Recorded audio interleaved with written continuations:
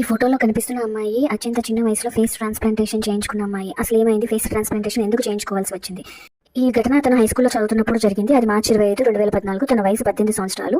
ఆ రోజు క్షణికావేశంలో తీసుకున్న నిర్ణయం ఈ పరిస్థితికి దారితీసింది. ఆ ఏజ్లో తనకున్న చిన్న చిన్న ప్రాబ్లమ్స్ వల్ల, సహజంగానే ఆ ఏజ్లో ఉండే క్షణికావేశం వల్ల తన బాయ్ ఫ్రెండ్తో బ్రేకప్ అవ్వడంతో తన ఇంటికి వెళ్లకుండా ఆ రోజు వాళ్ళ అన్నయ్య వాళ్ళ ఇంటికి వెళ్ళింది. వాళ్ళ అన్నయ్య వాళ్ళ అమ్మ నాన్నకి ఫోన్ చేసి మీరేం కంగారు పడకండి, చెల్లి ఇక్కడికి వచ్చింది అని చెప్పాడు. వెంటనే వాళ్ళమ్మ తన స్నేహితురాలు కలిసి వాళ్ళ అన్నయ్య వాళ్ళ ఇంటికి వచ్చారు.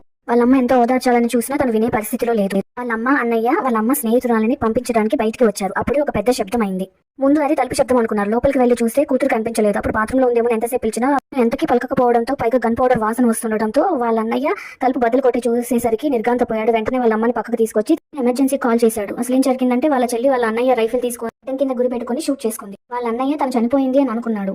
వాళ్ళ నాన్నకు కాల్ చేశారు. హాస్పిటల్కి వెళ్ళాక తనకు పల్స్ దొరికింది, తను బతికే ఉందని డాక్టర్లు చెప్పారు. కానీ తను బతకాలంటే ఫేస్ ట్రాన్స్ప్లాంటేషన్ ఒకటి మార్గమని చెప్పారు.